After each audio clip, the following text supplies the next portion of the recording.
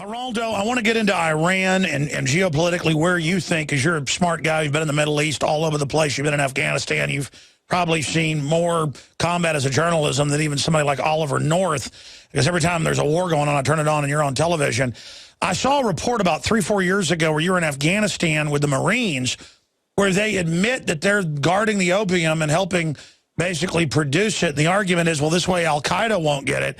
What do you make of being somebody that, you know, covered the drug war from the time it began under Reagan to now that it's on record that our own troops are guarding the opium? Well, I think the big picture, you know, I've been covering the drug war since Nixon, you know, since 1970. We've spent well over $1 trillion. The drug war is an absolute failure, an absolute abject failure. And to throw people in jail, you know, 20 years for that. There are women in jail in upstate Bedford, New York. They've been in jail for 20 years because they carried an ounce of coke for their boyfriends and got busted because they got set up. And I think it's preposterous. I think that you know, I'm very much of a libertarian when it comes to that. People have to sort that stuff out for themselves. I think it's just absolutely dreadful the way we have, and what you're speaking about in the Marines, that's absolutely, literally true. Our encampments were in the poppy fields. The harvesting of the crop happened right in front of us. And there I was with the brave Marines at that time in Helmand Province. They're getting shot at, and they are effectively guarding the poppy fields. I think it's really it's a disaster. It's awful.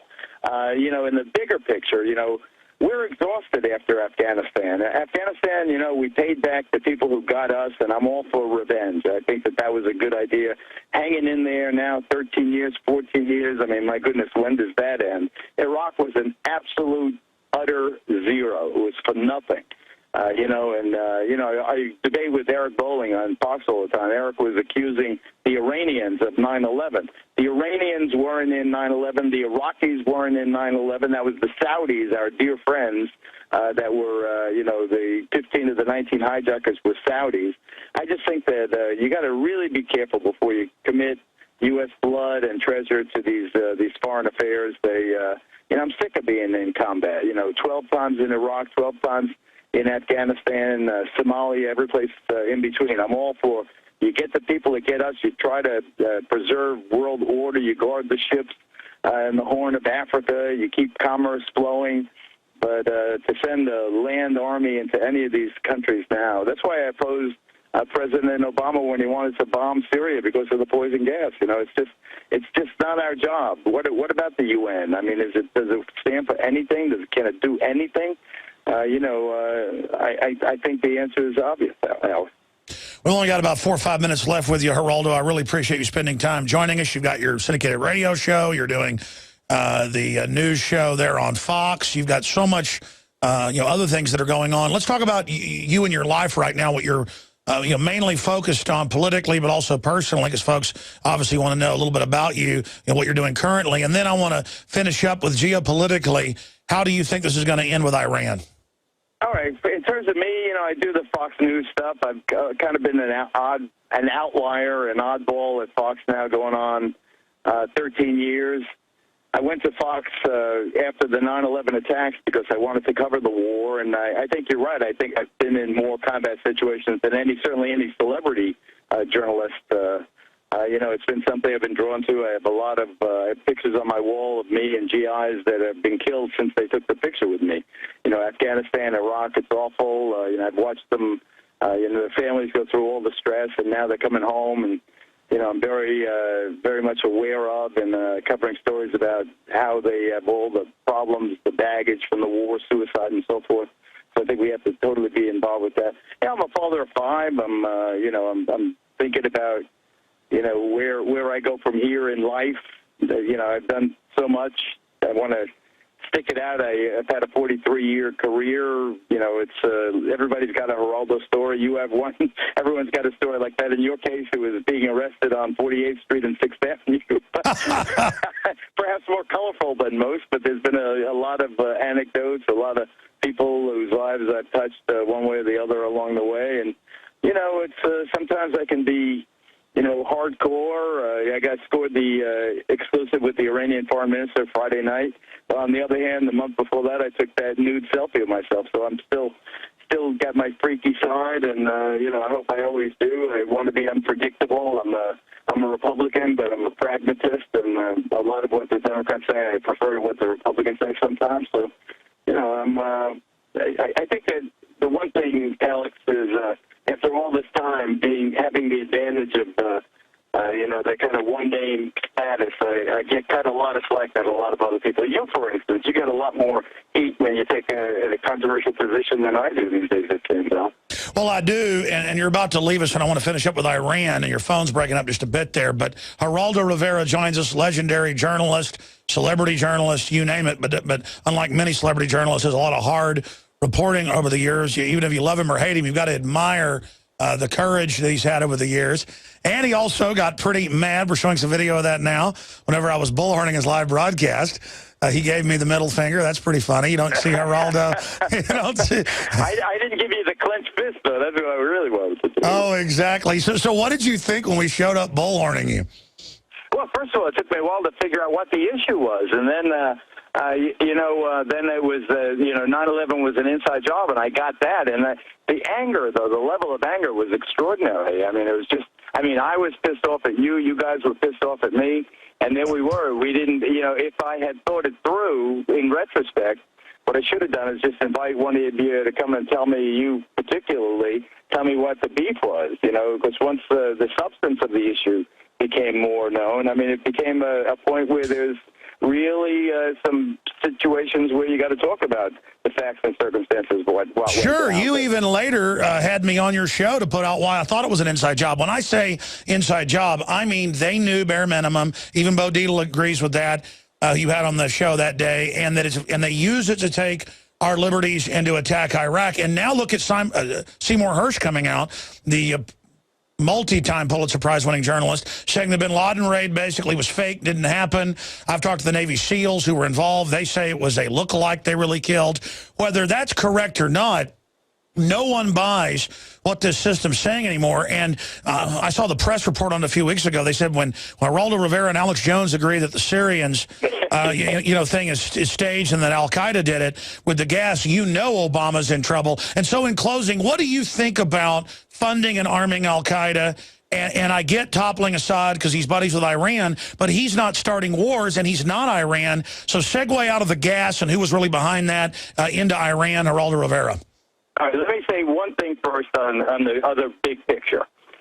Isn't it interesting that Alex Jones is right about the NSA and the Patriot Act and all those things that you were criticized for being paranoid and crazy about, and it turns out that the NSA is in our lunch, and they're using it to catch their girlfriends cheating or bosses.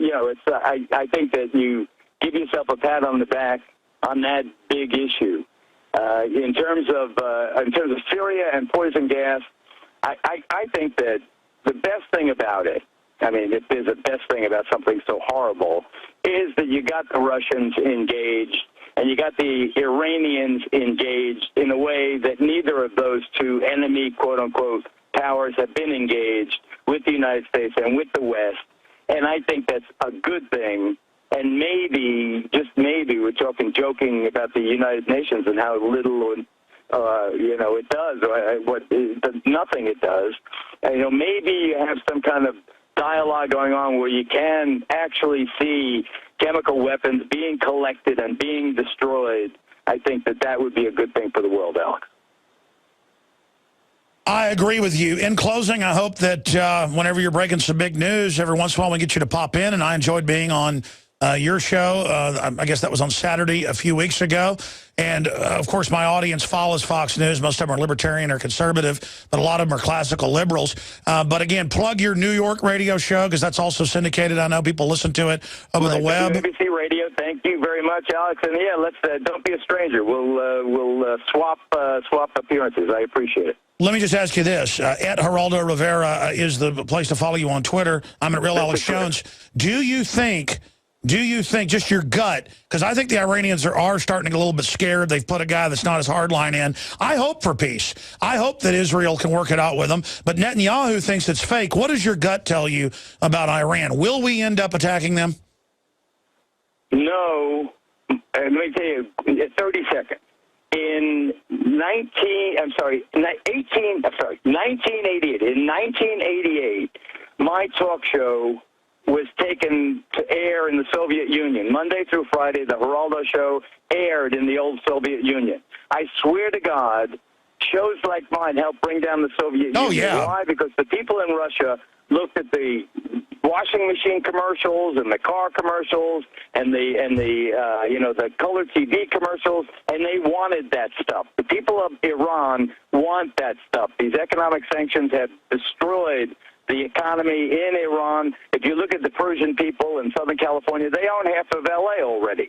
They are enterprising. They're very Western-oriented. If the mullahs and the ayatollahs don't give them that kind of freedom, then they're going to, then the Iranian people will take care of them. I want to encourage that. I want to encourage, Iran opening up, and, that's the best way to keep Israel safe, I think, Alex. By the way, that is one of your big accomplishments. I've actually seen it quoted in sociology text online at some of the prestigious universities that actually they do cite Coca-Cola, Pepsi, Levi's, and shows like Geraldo Rivera. I forgot you were one of the first shows to beam into there. No, I was the first show. I was the first talk show from the United States on the air in the Soviet Union.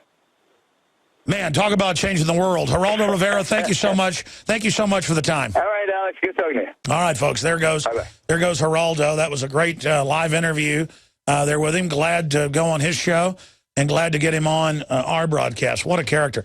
I tell you, people that you watched as a teenager and then they're on your show. I mean, it's one thing to go on his show, but then he's on my show. I'm not even really starstruck. It's more just interesting because I could care less if he was some sitcom guy from the 80s that I didn't watch. It's just the fact that you're growing up and you never think you're going to know Jesse Ventura. Or you're growing up, you never think you're going to know Charlie Sheen. Or you're going to know Geraldo Rivera. And we found the low-res video online. It's actually in my film, Truth Rising. That is one of my best films because it's cinema verite. It's not voiceovers. It's not graphics. It's not articles. It's real people. I think Truth Rising, it's probably our least-selling film ever. That's really unfortunate. I mean, it's free online, too. It's only been seen like a couple million times. That's, people go, a couple of million, that's a lot. That's nothing, folks, compared to the other films.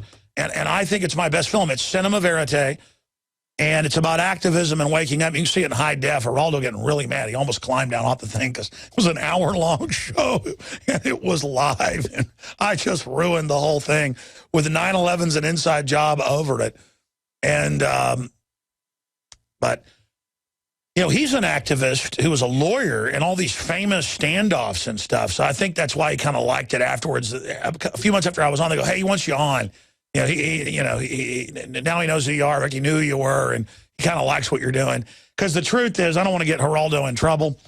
Behind the scenes, he knows exactly what's going on. He's a smart cat. He didn't say, don't tell anybody it's off record. I've just talked to him and a few of his people, short here and there behind the scenes during breaks on live TV or other things. And he knows a lot. He knows a lot. But he knows how to get it on Fox News that the Marines are growing opium. He's like, wonderful, you're here growing opium. And they just admit it all. And then he doesn't get in trouble. It just goes out on air. But we got Geraldo Rivera to talk about that. Folks, they load it on the C-130s. It comes into the air bases. And then when the cops catch your kids with it, they put them in the rape room, in the prison. Okay, the government is pure evil. We'll be right back. Are we choosing our own destiny, or has it been pre-selected for us? As we've moved through history, every great leader has had to understand the potential of information. Billions of dollars have been spent, privately and publicly, looking at how to tap into your psyche. From compulsory state education to the Hollywood media brainwashing machine, we are kept in perpetual bondage to the ideas that shape our actions. When somebody obscures that feedback loop between you observing and testing it out and verifying it. They can take total control of your awareness. All of this is happening so fast, you need to be ahead of the game. How to engineer the opinion of the American people so that they would not only endorse but demand a war. Oh, there's another one. Another plane just hit. State of Mind, because there's a war on for your mind. Get your copy of State of Mind, the movie, at INFOWARS.com. And remember, every order at INFOWARSstore.com receives a free citizen rulebook.